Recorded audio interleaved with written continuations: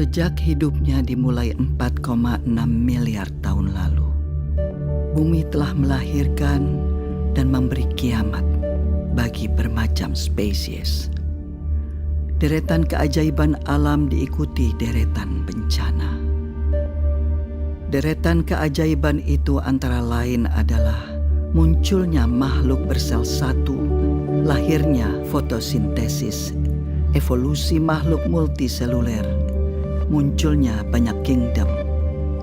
Jutaan spesies lahir, serangga, krustasea, ikan, amfibi, reptil raksasa, mamalia, hingga akhirnya genus Homo yang jadi nenek moyang spesies kita.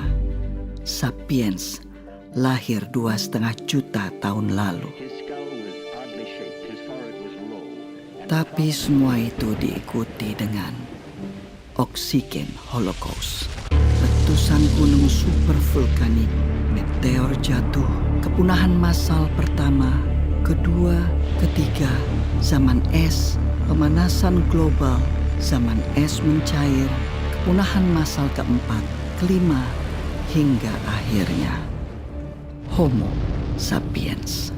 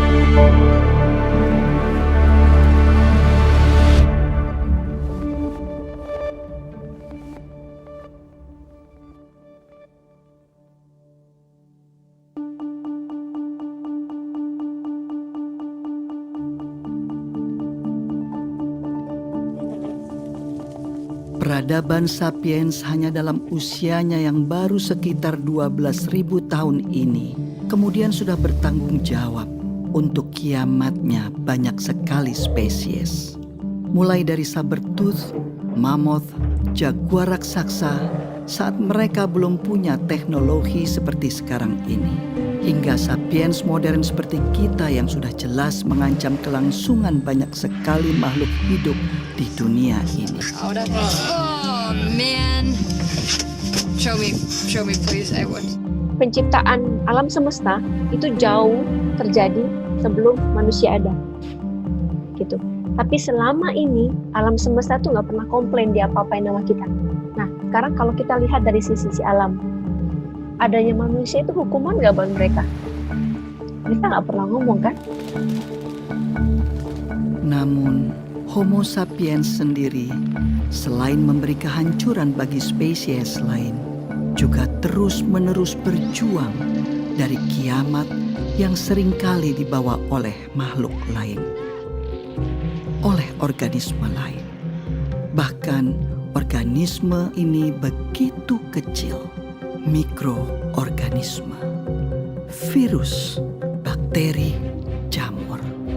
Lihat saja sejak zaman Fir'aun, sudah tercatat bagaimana terjadi wabah yang bisa sangat mematikan. Zaman Yesus, semua orang ketakutan dengan penyakit lepra. Kemudian bangsa Maya dan Aztec yang punah karena flu dan cacar yang diimpor dari Eropa. Black Death, Spanish Flu. Pandemi itu kan udah berkali-kali itu ya. Yang paling besar adalah Black Death ya. Black Death itu 5 tahun. 100 juta orang Eropa mati. 100 juta orang Eropa mati. Cacar itu ya membunuh 20 juta orang. Cepat atau lambat ya manusia juga punah juga. Dulu pernah nggak ada kok ya. Di bumi ini manusia pernah nggak ada.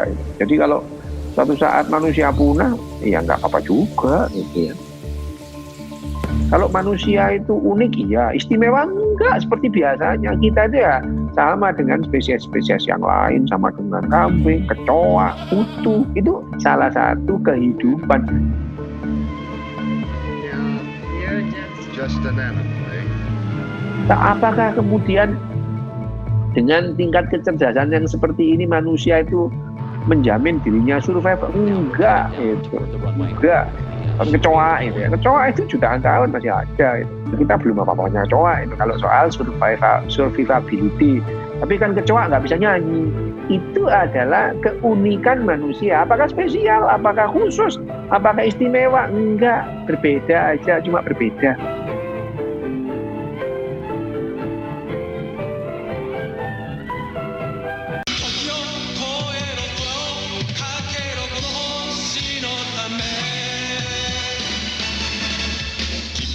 Belum pernah sebelumnya dalam sejarah panjang bumi, nasib semua makhluk hidup di dalamnya ditentukan oleh satu spesies saja. Kita, manusia. Ancaman nuklir, deforestasi, konsumerisme, agrikultur, eksploitasi lahan, eksploitasi hewan, modifikasi genetik, perburuan liar, polusi udara, polusi air, polusi tanah. Hingga sepertinya sudah tidak ada harapan. この地球はゴルゴムのものではない。人類の、いや生きる者すべてのためにこの地球はあるのだ。分かってくれ。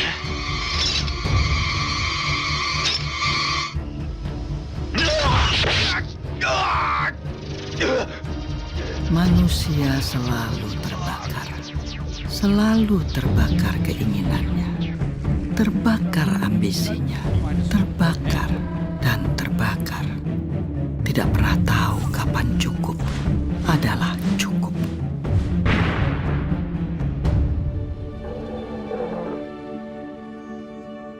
Tidak seperti seekor singa yang memakan satu zebra dan dengan damai membiarkan kawanan zebra lainnya lewat, tanpa panik memikirkan untuk mengisi kulkasnya.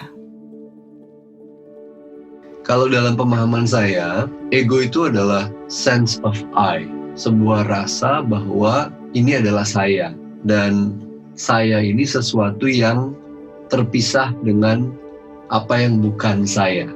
Insting untuk bertahan hidup itu menurut saya sudah ada di dalam organisme terkecil, bahkan makhluk satu sel pun punya insting buat bertahan hidup, apalagi manusia gitu yang terdiri dari 70 triliun sel ini gitu. Maka kita kemudian belajar untuk mengakumulasi aset sebanyak-banyaknya. Aset itu bisa macam-macam, bisa keterampilan, bisa kekuatan, bisa jabatan, bisa harta benda. Karena itu bagian daripada insting buat bertahan hidup yang bilang bahwa karena hidup ini tidak pasti, tidak bisa diramalkan, dan beresiko, maka saya demi bertahan hidup harus mengamankan saya dan semua perpanjangan dari saya, anak cucu maksudnya. Saya nggak peduli dengan yang lain, bisa artinya orang lain, bisa artinya planet bumi ini. Sehingga ketika dia dihadapkan pada dua pilihan, yang satu pilihan yang tidak merusak lingkungan hidup, yang satu pilihan yang merusak lingkungan hidup, basis pemilihannya bukan merusak atau tidak merusak, tapi mana yang akan memaksimalkan potensi saya buat bertahan hidup. Dia tidak melihat lingkungan hidup adalah bagian dari saya. Kita nggak ngeh bahwa tubuh kita ini dibentuk dari apa yang kita makan dari planet ini. udara ini adalah bagian daripada planet ini yang kita hirup. Gitu. Tapi kita nggak lihat bahwa dia terkoneksi dengan kita. Bahkan dia jadi bahan pembentuk dari bagi badan kita. Makanya kita bilangnya saya dan ini lingkungan. Padahal sebenarnya dia sangat terpaut. Secara biologis, secara filosofis, sangat terpaut. Chinese health authorities are still working to identify the virus behind a That the mysterious pneumonia that had broke out in Kasus positif virus corona pertama di Indonesia. Ada 2. Let's take a look at the global pandemic numbers now. There are more than 1.7 million cases of COVID-19 around the world. The U.S. is reporting more than 200,000 deaths. Kalau kita bisa menerima bahwa saya ini nggak superior, saya dan COVID-19 atau siapapun virus yang ada nantinya sebetulnya punya level yang sama. Kita sama-sama ada di alam semesta ini, mau sama-sama hidup kok. Tapi selama ini saya merasa di atas awan. Semua bisa saya lawan. Nah, ketika itu saya tidak bisa lawan, saya resah. Manusia jadi stres karena manusia pinginnya semua serba pasti. Gitu. Kapan ini virusnya selesai? Kapan ini ada vaksinnya? Kapan? Bulan berapa? Tanggal berapa? Tahun berapa? Berapa lama saya di lockdown? Berapa lama saya nggak boleh keluar dari rumah? Ketika kita sekalipun harus mendapatkan kesempatan atas penyakit atau apapun yang mampir di badan kita, perlu kita ketahui bahwa itu akan selesai. Selesainya seperti apa? Tidak ada yang tahu. Oke? Kita harus belajar menerima uncertainty, harus belajar menerima ketidakpastian. Akhirnya ada jeda.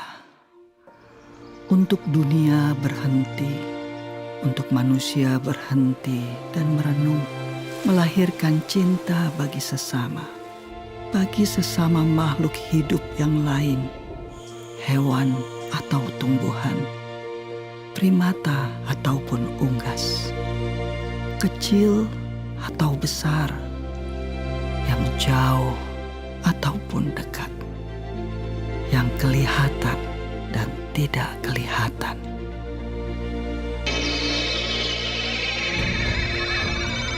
Virus COVID-19 ini sampai hari ini membunuh 120.000. Sementara orang meninggal karena sakit jantung sehari itu 48.000. Sementara penduduk dunia berapa? 7 miliar. Masih banyak yang bertahan. Tapi ya namanya manusia, ya dulu pernah nggak ada di bumi. Cepat atau lambat juga akan punah. Tapi apakah karena COVID-19? Enggak lah, gitu ya. Kamen Rider wa shinda. Nagaku kurushii tarakai no sue shinda no da. Mohaya, この地球を救う者はいない。ゴルゴムの横暴に任せるしかないのか。誰がこの美しい地球を救うのだ。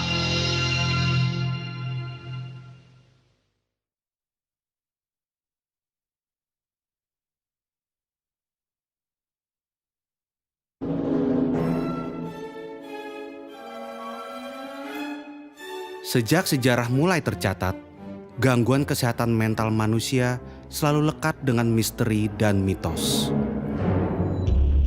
Pengidap gangguan jiwa lekat dengan stigma negatif seperti kesurupan, santet, sihir jin, muslihat setan, kutukan dewa, kutukan Tuhan. Dan secara global, stigma yang diskriminatif ini lekat terus hingga abad ke-18. Di otak itu ada ratusan sirkuit yang saling bertentangan, saling mendukung. Ada hormonalnya, ada neurotransmitternya. Akhirnya variasinya banyak. Seluruh bagian otak akan itu bertanggung jawab atas mental disorder. Bukan hanya satu atau dua bagian.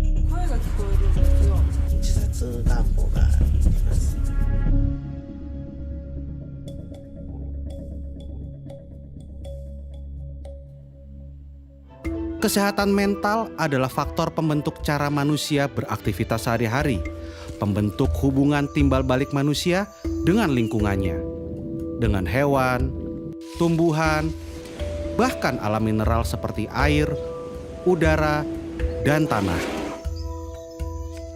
Sebenarnya kesehatan mental yang tidak dikelola itu punya implikasi besar terhadap kesehatan fisik kita, karena yang namanya kesehatan psikosomatis dan penyakit kronis itu banyak terkait dengan psikologis juga.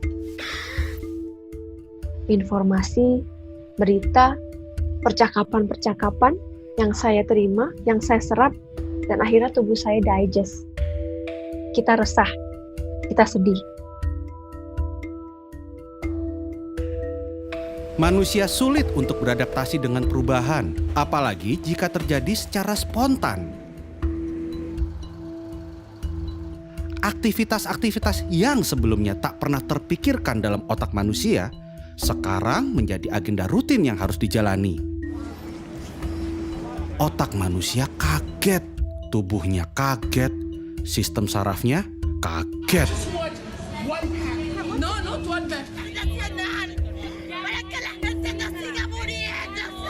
And as their frustration boils over, Committed suicide apparently after becoming. Kebijakan ini ternyata justru berdampak pada peningkatan kasus kekerasan dalam rumah tangga di sejumlah. Kalau kita bicara tentang nervous system, sistem saraf otak kita, ada dua yang penting, simpatik dan parasimpatik. Simpatik ini yang fight or flight, parasimpatik ini yang rest and digest. Simpatik ini tipe-tipe orang yang begitu terima berita, dia stres, dia langsung makan yang lebih banyak, atau dia langsung merasa ada ketakutan yang berlebihan. Di situ hormon stresnya akan naik. Kebalikannya, justru parasimpatik itu adalah proses di mana tubuh kita ada di tahapan healing atau penyembuhan. Ketika kita ada di level parasimpatik, stres hormon kita akan turun. Tekanan darah kita akan turun. Kita akan jauh lebih rileks. Nah, kalau kita pergi ke dokter biasanya, terus kita bilang, Pak dokter saya sakit. Apa yang dokter bilang pertama kali? Istirahat. The ability to accept time as an ally is usually called patience. Psiko artinya mental dan emosi, pikiran kita. Kalau dia terganggu, akan mempengaruhi neuro, keseimbangan saraf dan otak. Kalau keseimbangan saraf dan otak neuro turun, maka dia akan mengganggu keseimbangan endokrino, yaitu kelenjar dan hormon. Dan kalau kelenjar dan hormon terganggu, maka imuno, daya tahan tubuh akan turun. Jadi, kaitan ini memang sudah dianggap sebagai mata rantai. Jadi kalau kesehatan mental kita tidak terjaga, meskipun kita sudah melakukan tindakan lain seperti cuci tangan, physical distancing, dan lain-lain, daya tahan tubuh kita masih bisa turun, dan itu tetap riskan. Semua terangkum dalam pepatah Romawi kuno, mens sana in corpore sano, jiwa yang sehat di dalam tubuh yang kuat. Manusia kemudian belajar banyak hal untuk menyehatkan jiwa mereka. Banyak cara dilakukan manusia untuk menjadi tenang dan senang. Dan inilah salah satu penemuan umat manusia yang paling inovatif. Spiritualisme. Spiritual menjadi jalur evakuasi bagi manusia yang sedang didera oleh rasa cemas dan takut. Memberi pemahaman baru bagi manusia untuk berefleksi, memberi arti dalam hidup, saling berkumpul, dan menguatkan dalam saat-saat yang sulit. Amazing grace. Namun, apa jadinya saat kemudian setiap manusia tidak bisa lagi berkumpul dan berritual? Saat semua harus berdoa di rumah, harus beribadah di rumah, berpuasa di rumah. Allahu Akbar. God is most great. Sudah bertahun-tahun beribadah, ya pengajian, masa berkumpul memenuhi jalan kemana-mana. Ini Allah menghendaki kita beribadah secara khusyuk, secara tenang. Karena mungkin ibadah kita selama ini terlalu hura-hura, terlalu rame-rame, depankan emosi dan masa. Nah, dalam suasana Ramadan kali ini Allah menghendaki kita beribadah dengan khusyuk, beribadah dengan tenang, supaya kita bisa berdialog dengan hati kita yang mungkin selama ini hati kita abaikan, nurani kita pinggirkan, nggak pernah kita ajak bicara. Saat puasa ini Allah menghendaki kita berdialog dengan hati kita peduli dengan nurani kita peduli dengan batin kita. Self awareness itu penting, kesadaran. Sekedar mau forward sesuatu yang ada di WhatsApp group, dipikir kira-kira kalau saya forward ini apa yang terjadi ya, dipikir dulu gitu. Nggak langsung ada berita langsung forward ke grup, ke temannya, membuat kepanikan gitu. Kalau kita mau melakukan sesuatu, stop dulu, dipikir dulu sejenak gitu. Itu aja. Ketika satu orang bisa memiliki satu kesadaran penuh, satu orang itu akan mempengaruhi lebih banyak orang lagi. Itulah kenapa para nabi, para avatar Buddha, Yesus, Nabi Muhammad, dan lain-lain yang ada di sana, ketika bicara pada 10 orang, orang tersebut akan menerima. Sementara kalau ketakutan, ketika dia bicara kepada 10 orang, belum tentu 10-10-nya bisa menerima. Ada sedikit saja orang dengan penuh kesadaran, maka dunia ini akan terbantukan.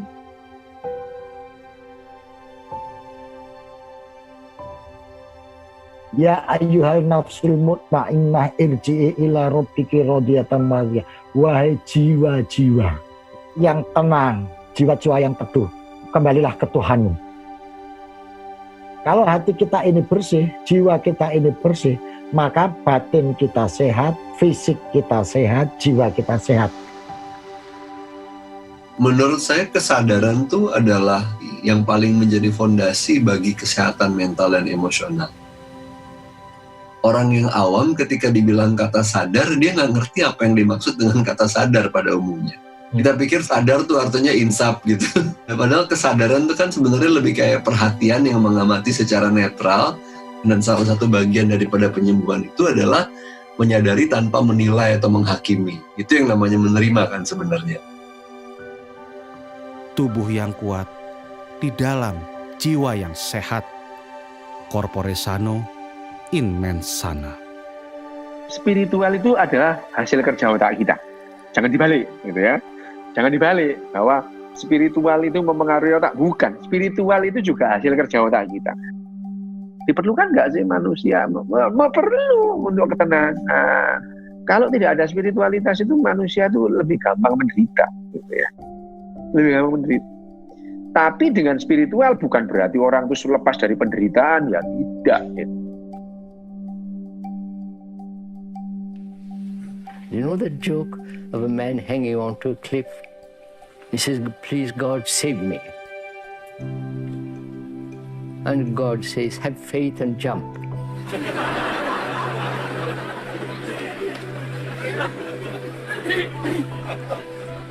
And the man who is hanging on to the cliff, he says, "Isn't there somebody above that still?"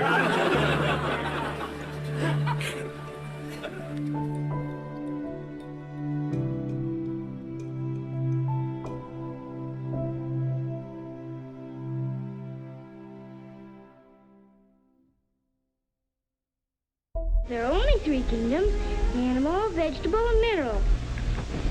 Maybe this little thimble belongs to a kingdom all of its own. The fourth kingdom, the kingdom of plastics. Plastics? Banyak alasan mengapa plastik menjadi salah satu bagian yang tidak bisa terpisahkan dari peradaban manusia modern. Murah, tahan lama, dan praktis. We use plastics in every aspect of our lives. Engineering, the home, decoration, medicine, art, and games. Segala macam alasan mendukung terciptanya plastik. Plastics come from many different raw materials. Saat itu, penggunaan kantong kertas dianggap membahayakan lingkungan. Semakin banyak kantong kertas, semakin banyak pohon yang ditebang. The demand for a wood that will not rot, that termites will not eat. Plastik ini adalah benda yang relatif baru ditemukan oleh manusia, kemudian baru dibuat secara masif itu mulai dari tahun 1950-1960. Produksinya kalau kita bandingkan sekarang itu 20 kali lipat lebih kecil. Sekarang itu adalah zaman plastik. Karena apa sih nggak pakai plastik? mulai dari kacamata saya plastik, baju kita kebanyakan plastik, apapun kayaknya itu udah plastik gitu.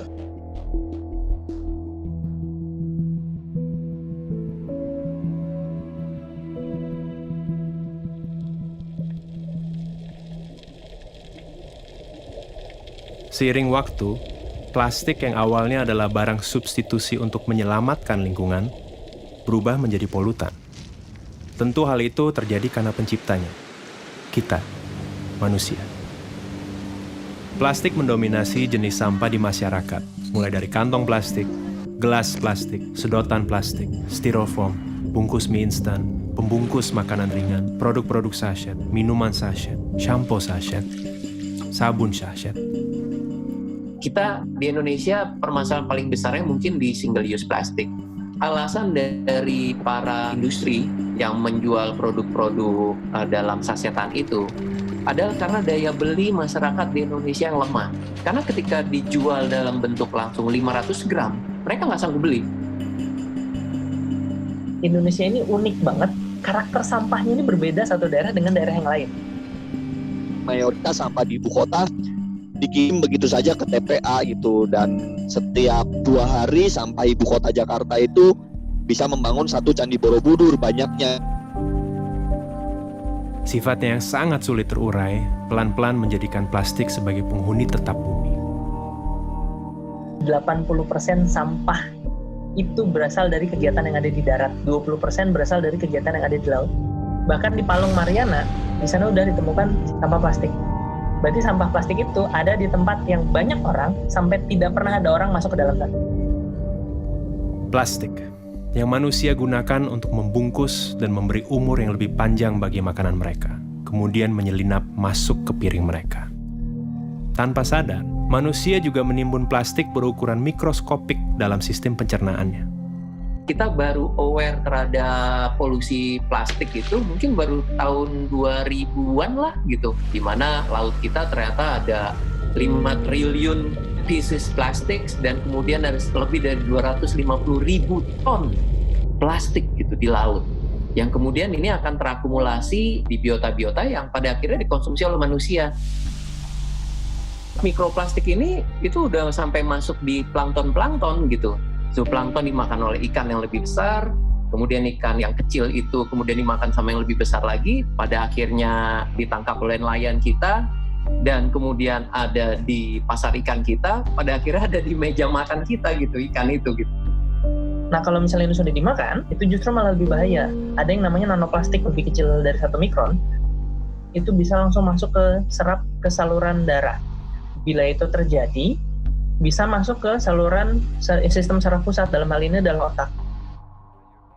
Manusia mulai sadar, bom waktu bernama plastik sudah berdetak sejak awal diciptakan.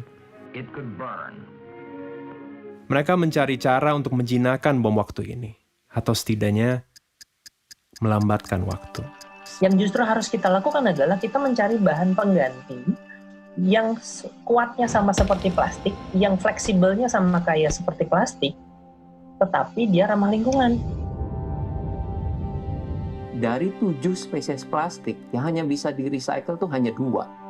Nah, ketika itu kotor, jorok, 1 kontainer yang ternyata tercemar oleh bahan yang tidak bisa di-recycle, akhirnya nggak bisa di-recycle gitu. Ends up-nya di penimbunan gitu, pembuangan sampah, karena nggak bisa di-recycle.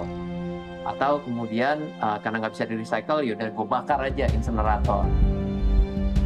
Permasalahannya adalah masalah tata kelola, khususnya juga di Indonesia. Kalau kita menggunakan instrumen kesadaran gitu ya, harus sadar dulu, itu butuh waktu yang lama, sedangkan sampah dan masalahnya itu sekarang gitu. Jadi setiap orang itu wajib memilah sampah, itu namanya wajib, ya harus ada konsekuensi kalau tidak dilakukan.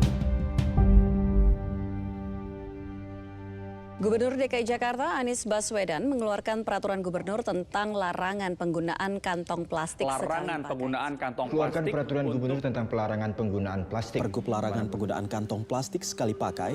Untuk larangan regulasi gaya hidup baru dan slogan-slogan tentang bahaya plastik terus didengungkan agar umat manusia punya satu pemahaman yang sama tentang plastik. Sampai bahkan kadang berdengung dan terdistorsi dalam jargon dan slogan yang kosong. Pasca 1 Oktober, penggunaan kantong plastik Greenwashing. trennya? Apakah meningkat, menurun, atau seperti apa?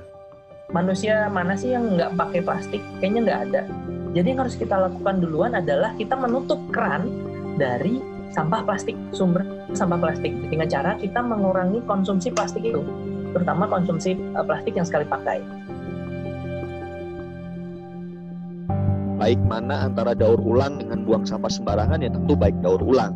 Tetapi daur ulang butuh proses.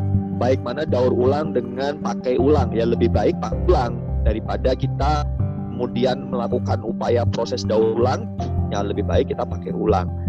Nah, dari mana lebih baik mana pakai ulang dan reduce atau pengurangan, ya lebih baik pengurangan juga itu. Dan ini sangat erat kaitannya dengan pola hidup dan keputusan konsumsi kita itu ya, bagaimana kita memilih barang, bagaimana kita memilih produk pada saat kita mau melakukan belanja, jangan sampai kita menghasilkan sampah gitu.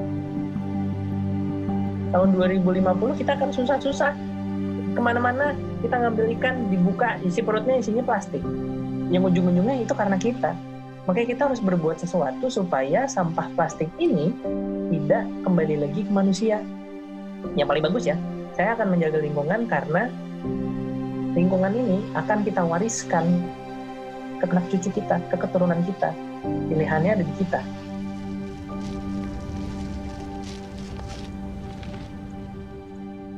Ke informasi selanjutnya, wabah virus corona mulai Berbagai virus corona berdampak positif terpapar corona. Social distancing. Social distancing pick up impact of social distancing. Sampai dengan film ini dirilis, kita sedang terancam oleh pandemi COVID-19.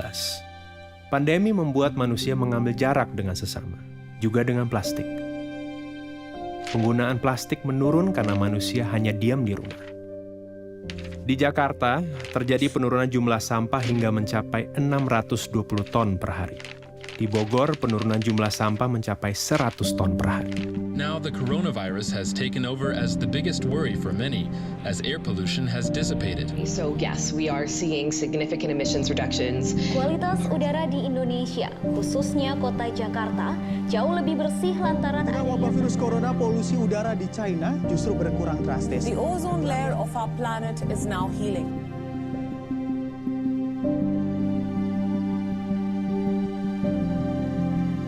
Namun bagaimana setelah pandemi ini usai? Nah, kalau saya berpikir, nanti kalau saya sudah mati, kemudian nanti ditanya malaikat, kamu dulu ngebuang sampah berapa banyak nih? Ini akibatnya loh, nanti jangan-jangan dikasih lihat, oh ini sampah yang sudah saya buang sembarangan ke sungai, nanti dimakan sama ikan ini. Waduh, kayaknya dosa saya banyak nih.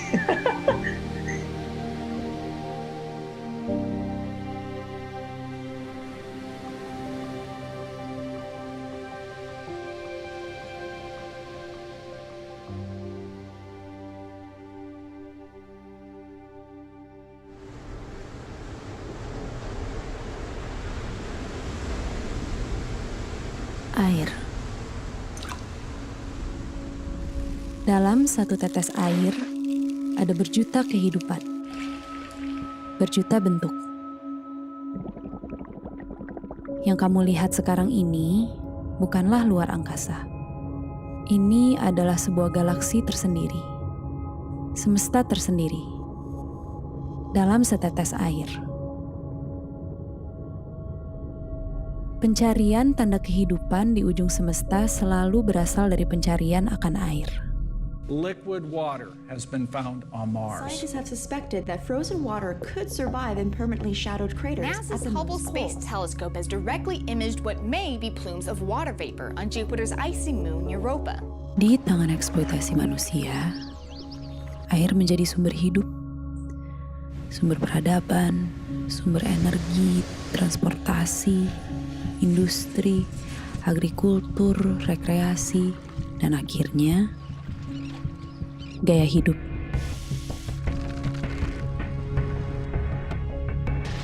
Melihat yang baru, kemudian dengan teknik fotografi secara visual menarik gitu ya. Wah, pengen juga ya. Hari ini dia menjadi tren, minggu depan dia sudah tidak bisa dipakai lagi. Konsumen tuh di brainwash bahwa busa sama dengan bersih. Busanya banyak, dikeset itu lebih bagus. Cobalah misalnya kita pakai untuk keperluan mandi cuci dalam satu hari sekitar 50 gram misalnya. Sedikit. Ada berapa juta orang?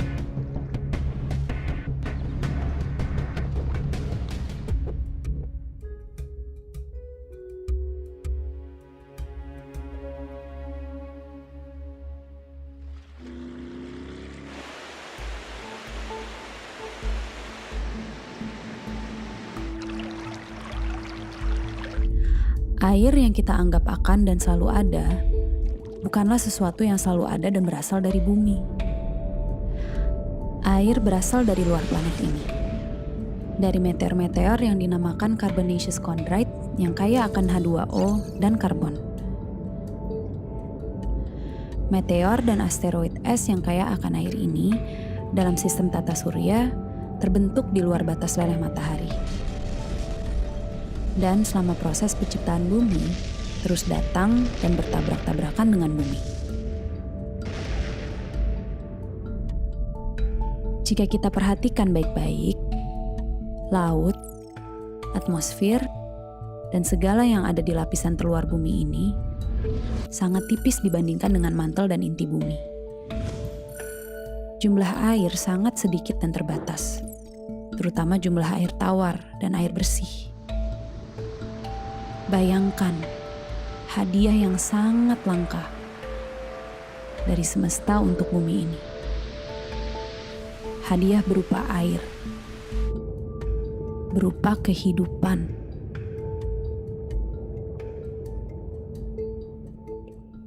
Three, two, one.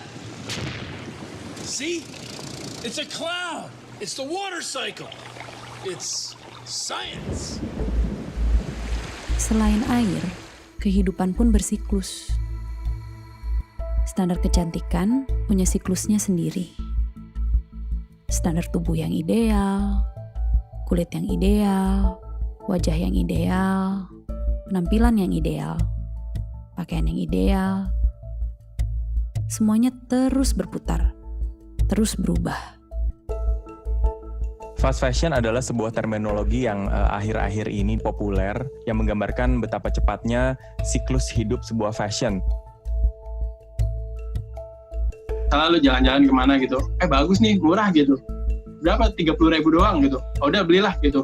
Beli, terus lo nyampe rumah kayak, oh gue beli ini ya? Anjing apaan nih? Beletak lagi, terus lu beli lagi, gitu lagi.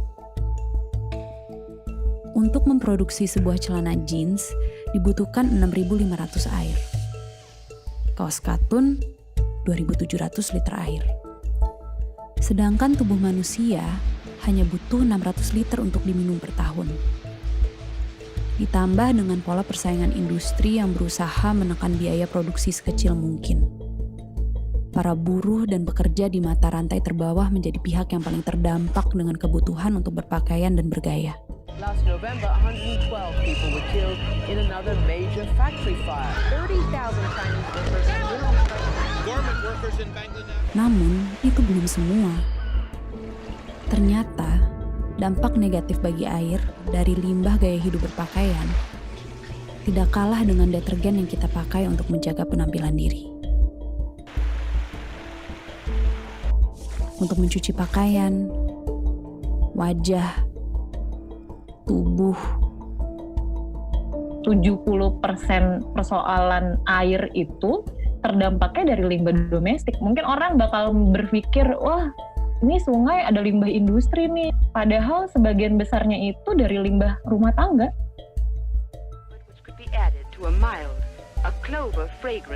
SLS adalah bahan kimia yang wajar ditemukan di dalam kandungan produk-produk pembersih dan kecantikan.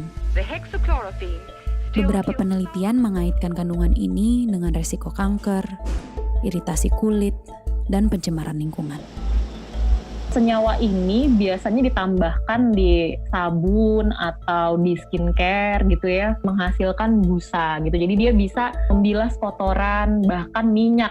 Other kind can give you you never in all your dishwashing life. Bisa aja sabun yang nggak ada busa dan bersih. Pelan-pelan tuh konsumen itu kayak di brainwash bahwa sabun makin banyak bebusanya itu tuh makin bersih. Padahal it's actually not true.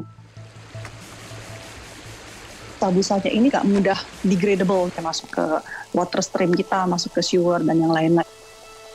Ini yang menjadi problem. Nggak pernah kepikiran kan, selama ini kita pikirin fokusnya di packaging, di plastik, dan segala macam. Tapi ternyata ya nggak kelihatan itu loh yang udah disiram masukkan ke selokannya itu yang kita nggak pernah nggak pernah pikirin gitu kan. Ternyata itu dampaknya tuh jauh luar biasa, lebih gila lagi. Mau nggak gitu mandi di hari pertama, nanti mandi lagi di hari ke-10 gitu misalnya, karena biar nunggu LAS-nya larut dulu misalnya di alam gitu. Sebuah penelitian di Institut Aerospace Stuttgart menemukan bahwa air menyimpan suatu bentuk memori secara mikroskopik. Dari satu gelas air yang sama, saat diteliti tiap orang berbeda, gambaran mikroskopik yang dihasilkan juga sangat berbeda. Menghasilkan memori air yang berbeda. Saat satu jenis bunga dimasukkan ke dalam air, lalu air tersebut diambil dan dilihat secara mikroskopik, hasilnya menyerupai bunga tersebut. Saat jenis bunga lain yang dimasukkan, kemudian secara mikroskopik pun visual yang ada berubah. Semesta yang ada berbeda. Semesta seperti apa yang ada di dalam setetes air deterjen? Memori seperti apa yang kita rekam untuk semesta lewat tetes-tetes busa tersebut?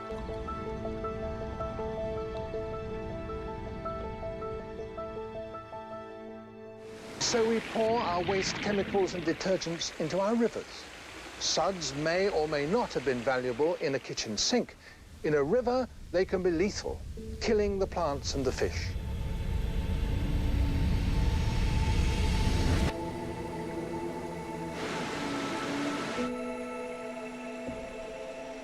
Mencintai udara, mencintai air, mencintai bumi dan segala isinya bukan sesuatu yang baru. We shouldn't so exploit natural resources that we destroy them. Common sense, you might think. Sejak tahun 90, istilah upcycle muncul dan populer. Upcycle yang berarti memanfaatkan barang-barang bekas untuk memberi nilai yang lebih, mengupgrade gerakan recycle yang hanya sekadar mendaur ulang. Upcycle mengajak kita kembali mengingat cara hidup nenek dan kakek kita, yang penuh pertimbangan, tidak boros, yang penuh kesadaran dalam konsumsi. So she takes her time and sees that everything she gets is fresh and good. Pandemik yang terjadi membawa orang merubah prioritas hidup. Kita jadi lebih mementingkan apa yang kita pikirkan. Buah pikir kita menjadi lebih orisinal dan lebih otentik karena tidak terbungkus oleh kebutuhan-kebutuhan kita untuk menunjukkan siapa diri kita. Yang tadinya tidak bisa keluar rumah kalau tidak pakai baju merek ABC dengan parfum ABC dan makeup ABC, sekarang menjadi lebih simple untuk menyikapi dirinya gitu. Prediksi 10 tahun ke depan tuh orang lebih memilih merepair atau merenew atau memperbarui bajunya dia yang udah ada dibandingkan dia beli baju baru. Tempat gua aja itu kan tukang jahitnya dekat pasar, ada kain sisa di sana. Kalau misalnya tuh kain kagak diambil, itu diambil sama tukang bakso, sama tukang soto yang ada di pasar Kebayoran Lama. Itu buat lap gerobak, selesai itu dibuang. Terus akhirnya gue kesana, itu gue ambil, gue bawa pulang. Terus gue olah di rumah, gue potong-potong, gue komposisiin. Itu gue oper lagi ke abangnya. Terus nanti dia yang ngejahitin. Jadi kayak secara nggak langsung tuh kain sisa dari tempat dia yang nggak kepake. Itu bisa ngasilin duit buat dia. Kesadaran tentang kosmetik fair trade dan ramah lingkungan sudah dimulai sejak tahun 70-an. To seek out only natural, sometimes crazy-sounding ingredients. Bananas for her shampoos, mud creams from India. Dan walaupun pada akhirnya para pelaku kosmetik fair trade dan sadar lingkungan terus tergilas roda industri, jejak perjuangan kosmetik ramah lingkungan terus tumbuh. memang ada drawback-nya. Karena dari segi harga itu jauh banget bedanya. Kayak SLS itu kan murah banget, mungkin sekilo 10.000, 20.000. Nah, sedangkan kalau bahan-bahan natural itu sekilonya bisa juta-jutaan gitu. Jadi harganya berkali-kali lipat. Solusi itu bukan di produk, 80% solusi itu dari dalam diri kita sendiri. Dan itu semua mulai dari pikiran. Jadi yang sudah kita lakukan ini sebenarnya adalah memilah. Kita terlalu banyak memilah sehingga kita tidak tahu bahwa keseharian kita itu sebenarnya juga merusak lingkungan. Fast fashion, slow fashion, sustainable fashion, semuanya adalah berbagai bentuk pilihan. Di satu pihak, fast fashion juga dibutuhkan karena ada orang yang tidak bisa membeli barang-barang slow fashion karena kebanyakan slow fashion harganya juga tinggi. Apakah kemudian berhenti membeli kaos? Nggak juga. Bukan industri yang harus dicolek, tetapi diri kita dan mindset kita yang harus dicolek. Butuh nggak sih lo kaos? Lo kan kaosnya udah banyak. Akan memberikan sebuah value nggak untuk diri lo? Karena sebenarnya, kalau buat saya, mencipta fashion itu adalah memberikan solusi. Menjadi sebuah titik bersyukur pada diri sendiri.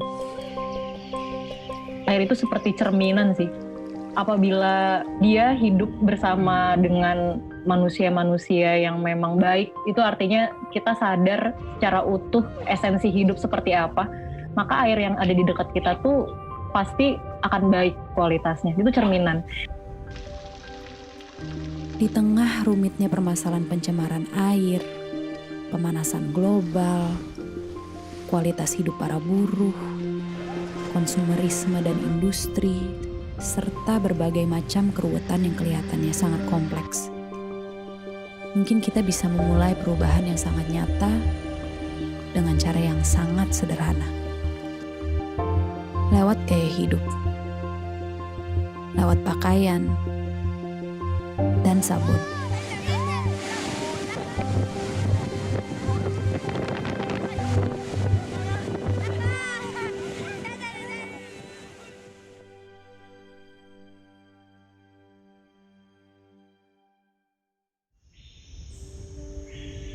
Mereka kan politeis ya, kalau orang rimba tuh percaya banyak dewa. Cuman dalam agama mereka tuh berpikirnya Tuhan ya atau dewa itu maha menghukum, bukan maha pengampun. Makanya orang kota jadi suka berbuat dosa karena diampunin terus. Terus Tuhan maha penyayang. Enggak, kalau di rimba Tuhan tuh maha penghukum, Tuhan suka mengirim penyakit gitu. Menurut mereka Tuhan kita nggak keren, makanya akhirnya orang-orangnya juga jadi pada jahat-jahat.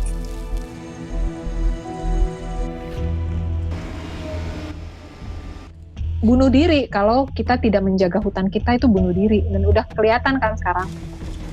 Pendidikan di sekolah sekarang ini nggak memberikan awareness ke kita bahwa kita ini benar-benar ada di ujung tanduk gitu loh.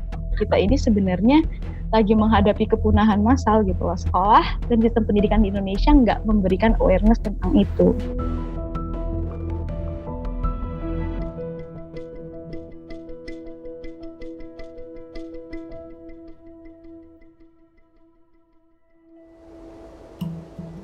Sebelum lanjut berbicara tentang kehutanan, kita perlu tahu dulu tentang konsep keragaman hayati atau biodiversitas. Arti biodiversitas adalah keragaman berbagai jenis kehidupan yang ada di bumi. Bagi kita semua yang tinggal di kota dan jauh dengan hutan, kehidupan alam liar mungkin hanya bisa kita lihat di televisi. Namun pada kenyataannya, udara yang kita hirup, air yang kita minum, dan makanan kita semua bergantung pada biodiversitas. Beberapa contoh sangat jelas. Tanpa tumbuhan tidak akan ada oksigen. Tanpa lebah tidak akan ada proses pembuahan. Hutan adalah rumah bagi biodiversitas di bumi. Kalau bahasa klise kan selalu dibilang hutan itu paru-paru bumi tuh. Aku melihatnya sih bukan sekedar hutan. Kalau kita menyia-nyiakan pengetahuan manusia yang paham tentang hutan, yaitu orang rimba, masyarakat-masyarakat yang tinggal di hutan, kita semua yang akan rugi gitu. Di bumi sudah ditemukan 1,7 juta spesies makhluk hidup dan diperkirakan ada 9 juta spesies yang belum ditemukan dan tercatat. Namun, hanya sejak 40 tahun terakhir, jumlah hewan liar di dunia berkurang hingga separuh. Separuh. Peradaban manusia sudah menghantarkan spesies-spesies lain menuju kepunahan 1000 kali lipat lebih cepat dibandingkan proses alaminya. Padahal, tidak ada satupun individu atau satu jenis spesies yang dapat hidup sendiri tanpa makhluk hidup lain. Kalau orang rimba bilangnya konsep kulkas. Itu aneh-aneh karena mereka pakai bahasa kota. Mereka kan lihat kulkas ya di kota. Apa ini kulkas? Katanya. Aku bilang ini makanan. Kenapa ditaruh situ? Supaya awet. Supaya kalau orang mau perlu ambil sedikit aja. Begitu kenyang, ya udah nggak ngambil lagi. Sisanya ditaruh di kulkas. Oh, kami juga punya kulkas di hutan. Sehutan-hutan tuh kulkas karena kami ngambil secukupnya. Besok mau ambil lagi gitu. Orang kota menganggap hutan itu bukan kulkas gitu. Mungkin kayak supermarket yang harus dijarah gitu. Kalau buat orang rimba enggak, kenapa aku ngambil sedikit? Karena besok saya perlu lagi. Yang mereka lakukan itu investasi.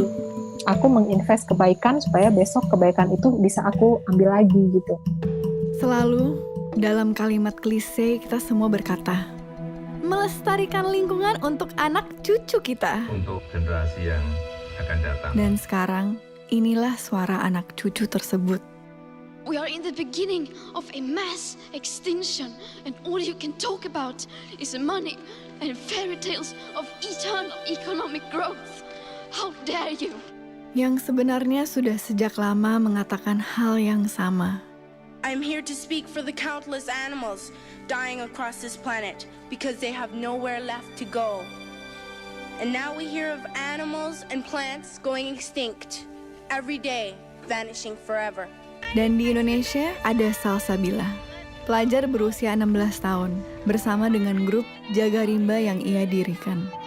Kalau kita lihat fenomena alam, bagaimana alam bekerja, ini kan nggak seharusnya seperti itu. Kita panik tapi kita nggak bisa ngapa-ngapain karena di sekolah kita nggak pernah diajarkan untuk peduli dengan sekitar kita. Terus sistem pendidikan di Indonesia itu kita selalu diajarkan untuk menghafal, tapi kritisnya itu nggak ada. Saat Salsabila masih bersekolah formal, ia menyerukan mogok sekolah untuk hutan. Rutin setiap Jumat, Salsa dan teman-temannya bolos sekolah dan berunjuk rasa. Hingga akhirnya ia memutuskan untuk keluar sekolah, homeschooling, dan menggunakan waktu yang ia punya untuk hutan dan lingkungan. Mogok sekolah untuk hutan pertama kali itu tanggal 13 Januari 2020. Waktu itu aku bolos sekolah. Langsung ke KLHK pagi-pagi. Ketika turun, ya memang gak mengharapkan apa-apa, cuma mau ngeluarin marah sama sedih aja sih. Dan mereka awalnya ya kayak ketawa gitulah, kamu idealis banget sih. Oh udahlah sekolah aja dan lain sebagainya gitu.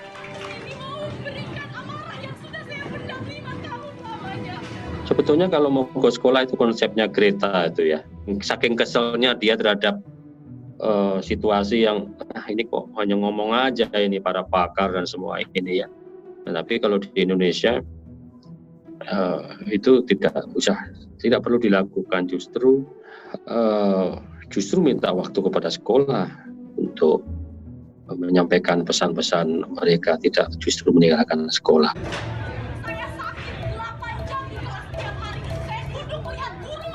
Wah, kalau aku sih paling nggak mendukung kurikulum nasional kita. Kalau menurut aku, anak-anak masih nggak punya kepentingan ekonomi kan dan politik gitu. Sebenarnya kan setiap anak lahir sebagai saintis tuh, punya keingintahuan yang besar, punya daya kritis yang tajam, budaya dan pendidikan yang menghancurkan mereka kan. Jangan aneh kalau ada sekolahan yang datang ke masyarakat pedalaman yang masih banyak kobra.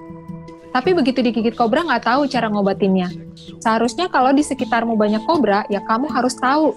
Kurikulummu harus tentang kobra dulu. Yang lain-lainnya ya ntar kalau ada sisa waktu gitu. Nah itu aku betul-betul menyalahkan kurikulum nasional yang sudah banyak menghilangkan semua pengetahuan hebat nenek moyang kita. Jadi yang rugi kita sendiri. Ini bukan soal respect atau soal hilang atau enggak ya. Kita rugi sendiri. Banyak orang yang mati karena gigitan kobra, padahal dulunya tinggal metik tuh daunnya.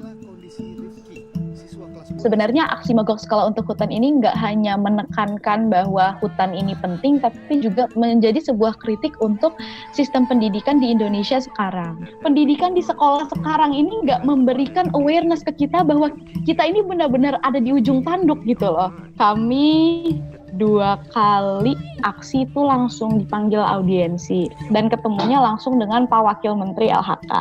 Tapi pas kalau ngelihat hasil audiensi sebenarnya agak sia-sia juga sih. Kami ini masih sekolah, jadi mereka nganggapnya ini, wah ini anak sekolah udah turun, udah paham masalah hutan, jadi jatuhnya lebih banyak ke pujian-pujian yang sebenarnya nggak kita inginkan. Kita maunya mereka bilang, oke, kami akan turun ke lapangan. Enggak. Aku nggak tahu 10 tahun lagi apakah mereka akan merasakan dampak dari kebijakan-kebijakan yang mereka buat. Tapi yang pasti yang akan terkena dampaknya itu anak cucu mereka, dan anak cucu mereka kita adalah salah satu bagian dari mereka.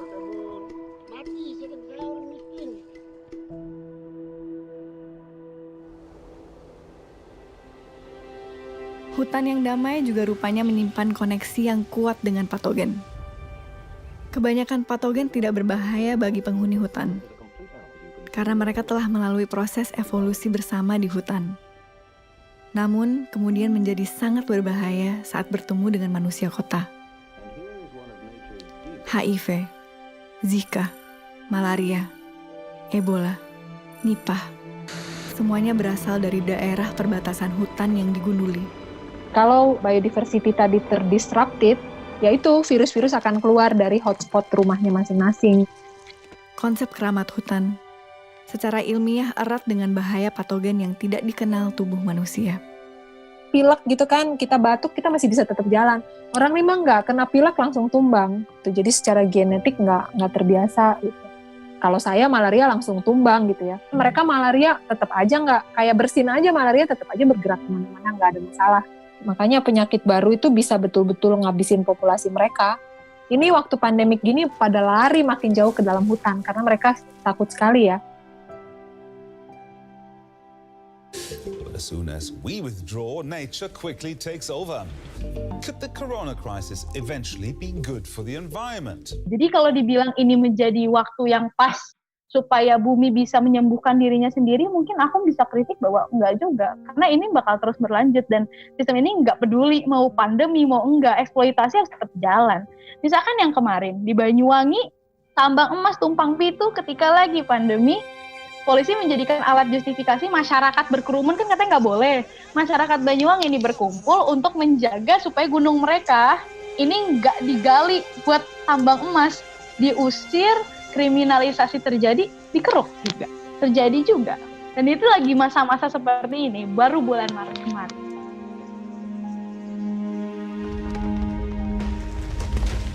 Rusaknya biodiversitas juga berpengaruh langsung pada perubahan iklim dan global warming. Dan permasalahan biodiversitas ini lebih gawat, karena saat suatu spesies punah, tidak ada jalan untuk mengembalikannya. Namun, kita semua bisa berperan langsung untuk mencegah hal itu. Pengundulan hutan selalu dilakukan dengan alasan agrikultur, membuka lahan peternakan, terutama sapi, minyak sawit, industri kayu, pertambangan, batu bara. Ini adalah produk-produk yang kita konsumsi setiap hari, non-stop. Minyak sawit ada di hampir semua makanan, mulai dari minyak goreng hingga coklat, bahkan dalam sampo dan sabun. Hewan ternak membutuhkan konsumsi pakan ternak yang dihasilkan dari proses agrikultur yang masif. Kayu menjadi kertas, furnitur.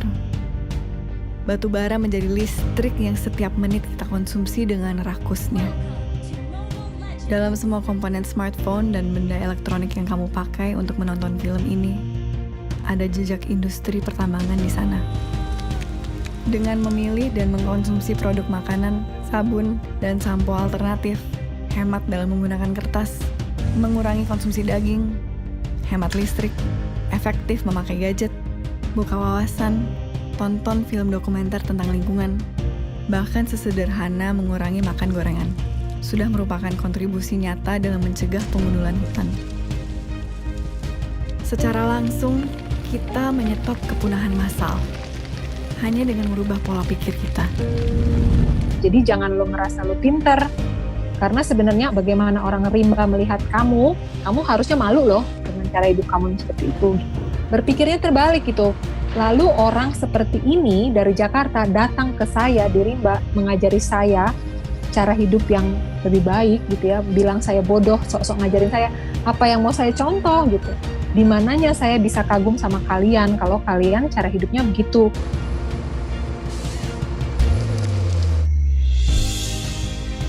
Tanpa hutan, tidak ada biodiversitas. Tidak ada lagi ekosistem. Tidak ada oksigen. Tidak ada lagi air. Tidak ada lagi kehidupan.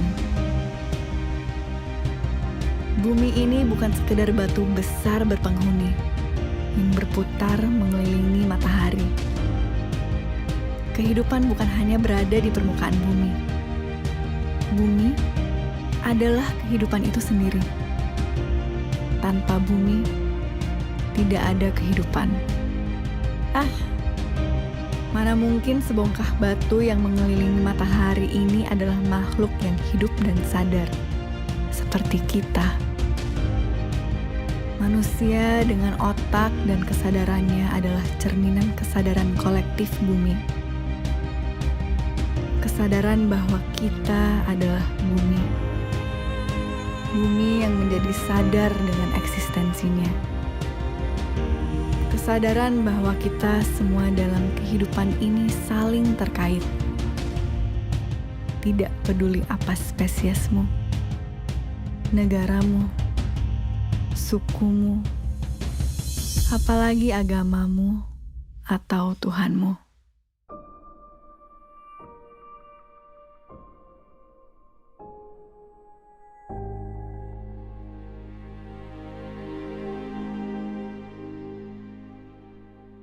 You know, I didn't know that we were actually like rich until maybe I was in my mid-20s.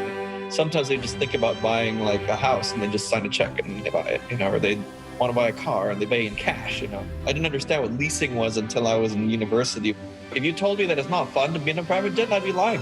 Like if someone asked you, hey man, you want to fly my private jet? I'm like, sure dude, why not? I also thought like, it's like, why is it that they have like a 7 Series BMW and a 5 Series and a 3 Series? Like, why don't you just buy the best, you know? It's like, why bother with something cheap? That took a while for me to understand, to be honest with you.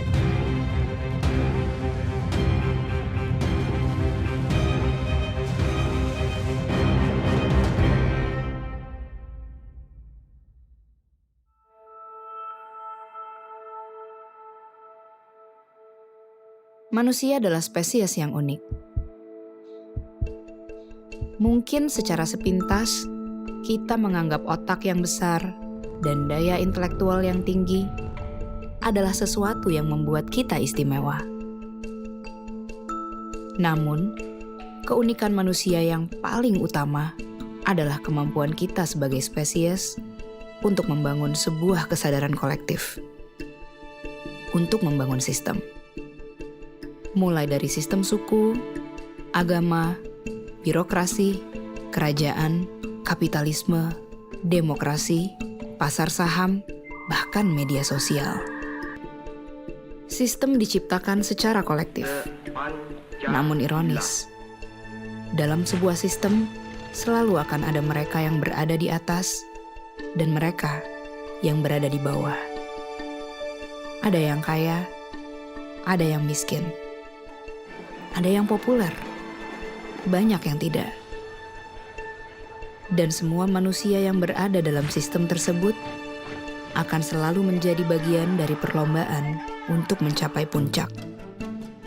Menjadi yang paling berkuasa, menjadi yang paling kaya, menjadi yang paling populer, dan berharap menemukan bahagia di sana. Kalimat klise, uang tidak membawa kebahagiaan, terdengar sangat naif. I went to Stanford and I grew up in a lot of very good schools in San Francisco. But when I went back to Indonesia and I want to understand people, just the way that you want to interview me in Indonesian and I can't. I probably lived about 20 years of my life in the family business, just basically being a puppet of my parents. And a lot of people probably look at me and say like, hey, I'm really lucky, I'm born into a rich family. I could have whatever I want, and my family is very influential, so I should have it good. Like all the doors should be open to me. I should be happy, I should be lucky. The part that really made me feel sad was I wasn't happy. And and I can't talk to anybody about it, because if I talk to anybody, they say, hey, you should be happy, because look at you compared to everyone else. One of the things that's hard about being in a family that has, a lot of status and power is that you can't really talk to anybody, because you're told that you have to be careful, it's lonely actually being in this position. And as I talk to other peers in different families, of similar background, I know many who feel the same way. It's a common thing. It's not just something to do with me. And my parents worked really late hours, and so I was often in the office until 2 o'clock, 3 o'clock, 4 o'clock in the morning, sometimes 5 o'clock in the morning. Nothing I did felt was right in front of their eyes. I started having lots of personal problems, and my health was failing. My doctor said I had a liver problem. They said that if I continued that way, I'm going to get cirrhosis and get cancer. And so that was a really, really low point in my life. Uang hanya bisa membawa kebahagiaan sampai ke level tertentu. Korelasi tingkat kebahagiaan berpengaruh erat dengan uang, karena akan sulit untuk hidup bahagia saat kebutuhan dasar, pendidikan, kesehatan, dan rasa aman belum terpenuhi. Sejak 2016, istilah negara maju dan negara berkembang sudah tidak lagi digunakan oleh PBB. Hans Rosling, seorang ahli statistik dari Swedia, membagi negara-negara dunia menjadi 4 level berdasarkan rata-rata penghasilan di negara tersebut. Di negara level 1, sumber air berasal dari sumur. Makanan hanya satu jenis tanpa variasi. Tidur beralas tikar. Alat transportasi adalah kaki. Di negara level 2, mulai ada variasi makanan. Mereka bersepeda dan tidur di atas kasur. Di negara level 3, pilihan makanan semakin variatif. Mereka bersepeda motor, berekreasi, dan mulai masuk pendidikan tinggi. Di negara level 4, mobil adalah kendaraan sehari-hari. Rekreasi dan perjalanan dengan pesawat terbang adalah kewajaran. Konsumsi energi tinggi, konsumsi protein tinggi. Lewat data statistik ini, kita bisa melihat seluruh negara bergerak menuju kemakmuran, menuju level 4. Di tahun ini, Indonesia sudah berada di level 3. Satu level dengan Cina, Brazil, dan Meksiko. Namun tingkat kesejahteraan umat manusia berbanding terbalik dengan kesejahteraan bumi. Semakin tinggi level kemakmuran suatu negara, tingkat konsumsinya juga meningkat. Jejak karbon yang dihasilkan juga meningkat. Jejak karbon adalah total emisi gas karbon yang dihasilkan dari proses konsumsi kita, lewat bahan bakar, produksi barang-barang manufaktur, material, kayu, jalan, pembukaan lahan, bangunan, transportasi, dan satu yang paling krusial, konsumsi makanan. Makan, tenang, makan. Makanan menjadi sangat penting karena setiap manusia di bumi mengkonsumsi makanan setiap hari. Semakin makmur level hidup suatu negara, semakin makmur pula konsumsi makanan dan protein hewani mereka. Sekitar 70% dari seluruh freshwater atau sumber air bersih itu sebenarnya kita kasih ke peternakan hewan. Satu beef burger itu tuh membutuhkan 660 galon air.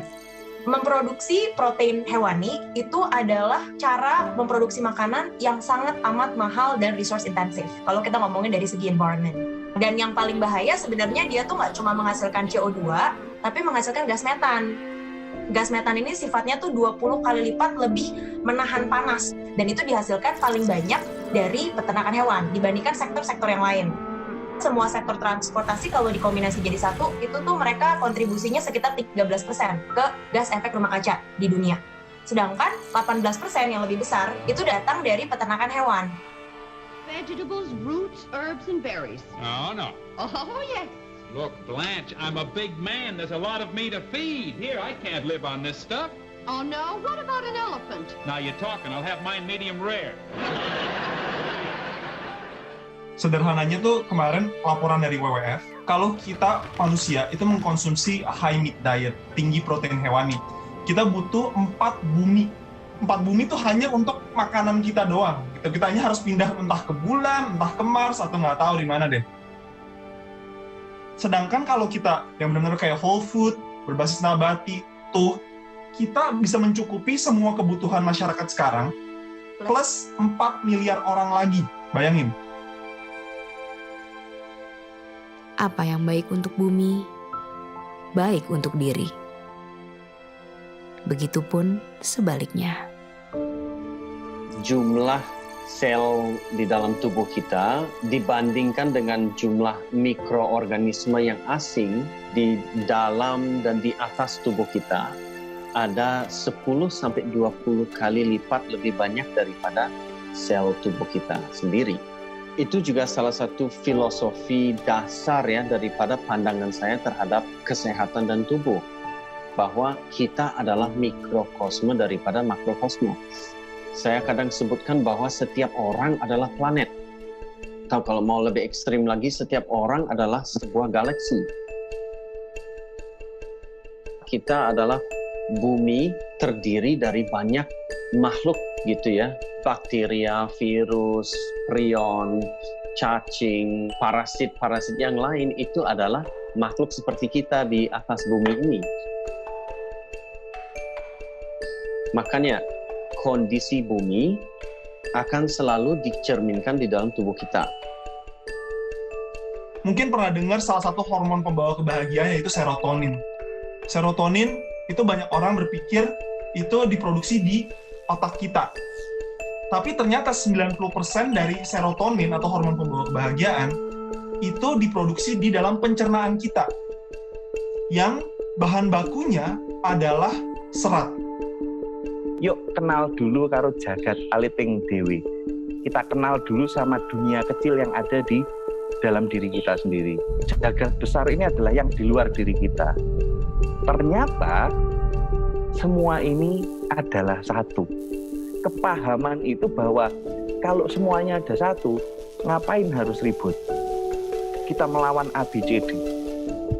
Lawang itu adalah bagian dari diriku. Mengerti diri dulu, mawas diri dulu. Sektor peternakan kan berkontribusi 18% nih ke seluruh emisi gas efek rumah kaca. Kalau itu hilang 18%, kita tinggal mengurangi sedikit lagi karbon untuk bisa menyelamatkan bumi sampai masih dalam batas yang bisa ditinggali oleh manusia dengan nyaman. I was working in a job where every 2 weeks I would get sick. And I think it was just my body telling me, like, I don't want to do this. And so I left the company. Like, I didn't even bum it. I just disappeared. I just became the coward. I didn't resign. I just stayed at home and didn't show up. And I spent like the first 2 weeks just cleaning up my living room and turning it into a music studio. And my hope was that some people would come in and benefit from using the equipment. And I wanted just to be nice to people because I was sick of being told to be tough. And I was never good at being tough. And I wanted to do it in music. And that was really the only thing that I knew I wanted to do. And I knew that music makes me happy. That was the first time like in my life that I really didn't know what was going to happen next. That was the beginning of when I got better. Yang namanya vegetarian tuh jauh banget dari pikiranku ya. Aku suka banget daging, aku suka banget barbecue, aku suka banget ayam dan lain-lain gitu ya. Pertama kali going vegetarian, banyak orang menganggap kita nggak normal gitu kan. Bahkan keluarga masih mencoba mengkonvert kita menjadi tidak vegetarian gitu. Kita selalu mikir kalau kita mau ngambil keputusan atau pilihan hidup, entah itu pola makan, pola hidup, itu semuanya harus sesuai dengan kata hati. Dan kalau kita in tune sama kata hati kita akan jadi questioning a lot of things yang dianggap normal sebenarnya.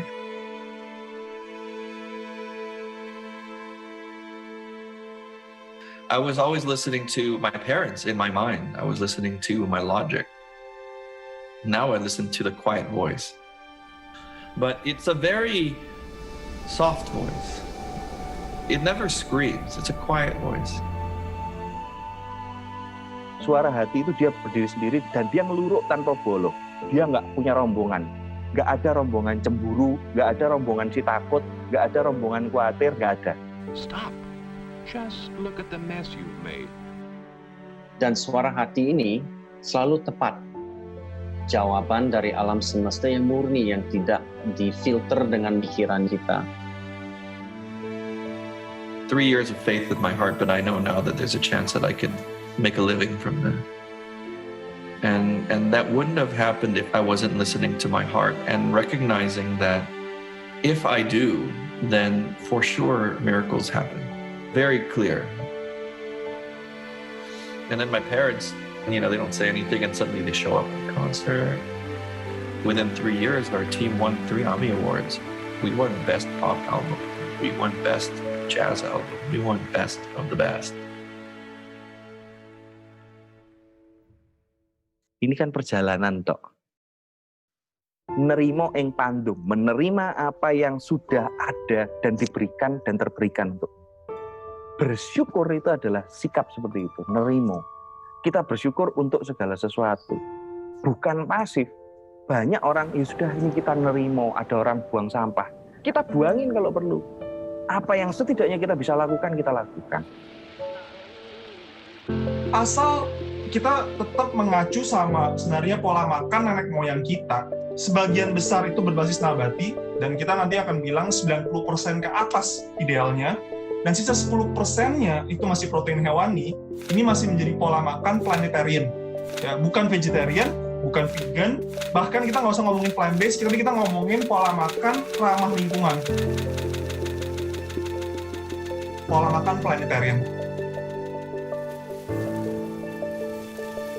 Ini tuh sebenarnya pola makan yang sesuai dengan anjuran dari climate change scientist. Kita actually bisa mereverse climate change dengan mengganti pola makan kita secara kolektif.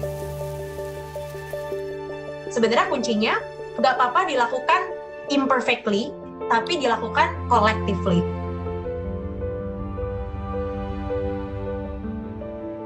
COVID-19 sering dianggap sebagai waktu bumi untuk beristirahat. Tidak salah sih. Namun jika diartikan begitu, nanti setelah bumi istirahat sebentar, lalu kita akan balik lagi untuk rakus dan mengeksploitasi bumi lagi. Hakikat sesungguhnya dari pandemi ini adalah bukti dan pengingat bagi kita semua bahwa energi kolektif itu benar-benar ada. Lewat setitik virus yang sangat kecil, kekacauan global bisa terjadi. Lewat setitik perbuatan kita, baik yang dilakukan dengan penuh kesadaran, maupun yang teledor, sekecil apapun itu, akan punya efek bola salju yang sangat nyata bagi semesta ini. Saat semua orang berhenti dan diam, mendengar suara hati masing-masing, dan kemudian dengan penuh kesadaran bertindak, kita benar-benar bisa memulihkan bumi ini. Kesembuhan bumi itu benar-benar nyata kalau setiap orang mau untuk ikut ambil bagian. Di di semua bidang kehidupan setiap hari. Kita hanyalah setetes air di samudera, hanya setitik debu kosmik.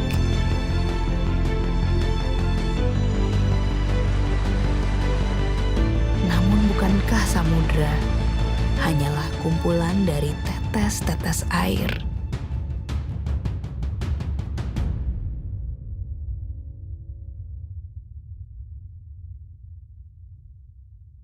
Ibu bumi, Bapa angkasa, mangku bumi, mangku angkasa, ingsun ngadeg setengahing jagat, manunggaling kawula Gusti.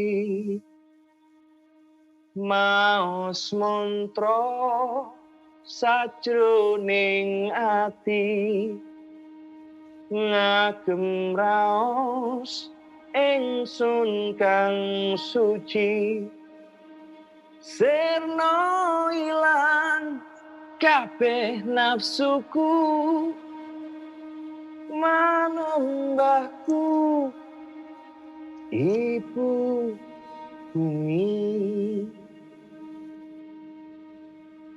Tetep tatap semangat juangku, ladu murup ing jero dodoku, walang saseh dadi kemoku, puswa mataya langgeng kesanmu.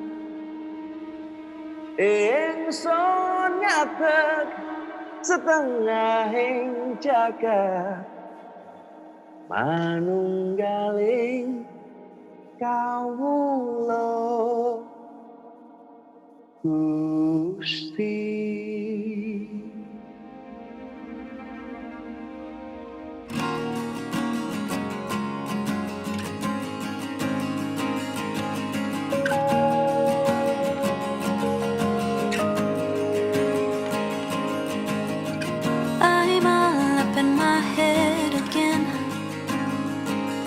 Didn't think that it would come this soon. Yeah, and although the sun will rise again, oh, I just wanna be on my own.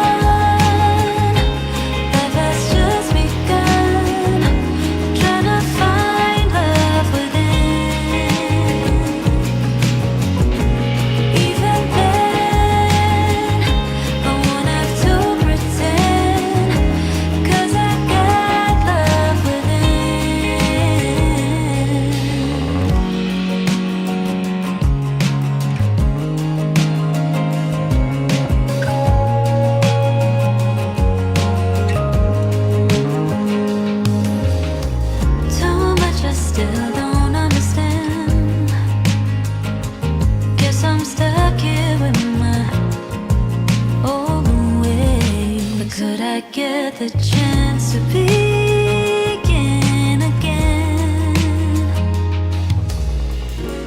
Baby, I'm trying to hold on. Of this pain I'm feeling,